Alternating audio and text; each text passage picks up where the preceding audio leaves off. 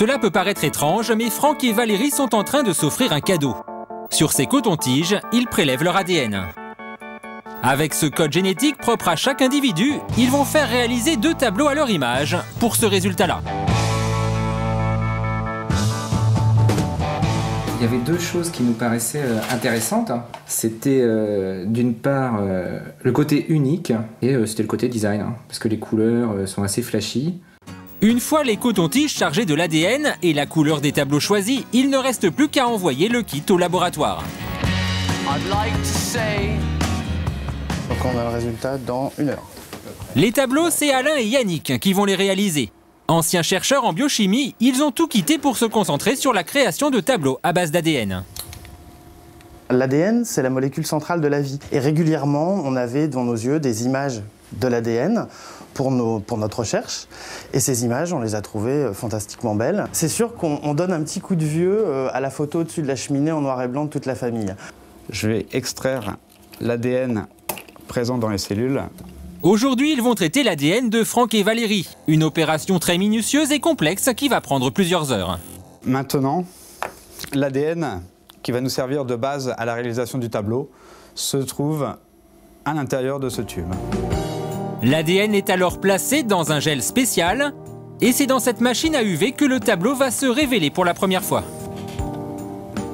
On a le résultat direct, brut de l'amplification que nous avons précédemment réalisée. La photo est alors envoyée chez l'imprimeur puis colorée dans les couleurs commandées par le couple. Après 3 semaines d'attente, Franck et Valérie reçoivent enfin leur tableau à leur image. Alors, c'est le tien ou c'est le mien celui-là, à ton avis? C'est bon? Ah, il est magnifique. Okay. Franck semble conquis par la vision de son ADN. Toi là, je pense que c'est la bosse des maths, ça. Et ça fait quand même assez plaisir de se dire, c'est notre toile, quoi, quelque part. Un petit chef-d'œuvre qu'ils auront même chacun signé. Wow. Ça complète en fait le tableau, c'est comme un tableau de maître. Il est toujours signé. Van Gogh. C'est bien droit. Mais le jeune couple n'a pas l'intention d'en rester là et souhaite même élargir sa collection. On espère en avoir d'autres. Il y aura papa, maman, et après les enfants. Comme un petit peu un arbre généalogique. À chacun son objet, mais ce petit plaisir a un coût. Il faut compter au moins 250 € par tableau.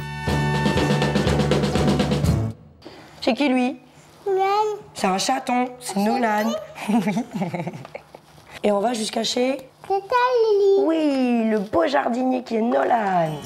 À 3 ans, Nolan a lui aussi un objet à son image, un livre avec sa photo à toutes les pages, que lui a offert la meilleure amie de sa mère, Aurélie.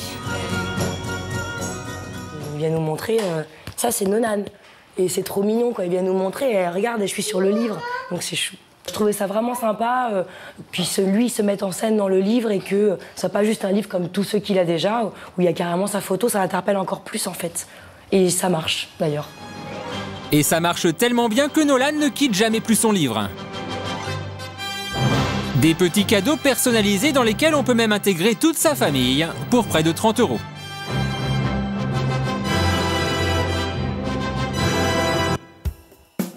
Cachés au fond de cette cour parisienne, de jeunes designers réfléchissent eux carrément aux objets de notre futur. Des créations sur mesure, comme ces chaises. Toutes différentes, elles sont dessinées en fonction de la manière que chacun a de s'asseoir. Il y a autant de chaises possibles qu'il y a d'individus sur Terre. Donc si je vais m'asseoir, je prends un exemple, donc les jambes très écartées, si j'ai tendance à m'asseoir comme ça, si j'ai tendance à m'asseoir les jambes un peu serrées, c'est quasiment le moule de ses fesses. Francesca est italienne et elle a son miroir à son image. Pour réaliser ce prototype, les designers ont photographié la jeune femme afin de dessiner sa silhouette, puis de la découper ensuite dans un miroir.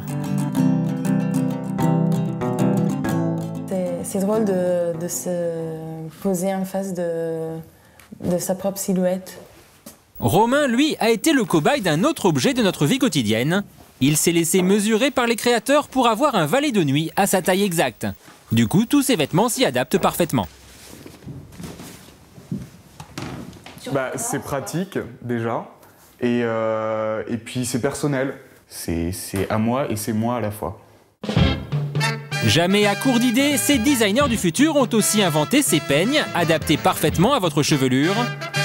Ou encore ces lampes en verre dont la couleur de l'iris est la réplique exacte de celle de vos propres yeux. Si vous arrivez à créer des objets avec lesquels vraiment vous partagez une histoire et qui représentent quelque chose pour vous, peut-être qu'ils deviendront l'objet d'un futur héritage. Ça sera c'était les yeux de ton grand-père.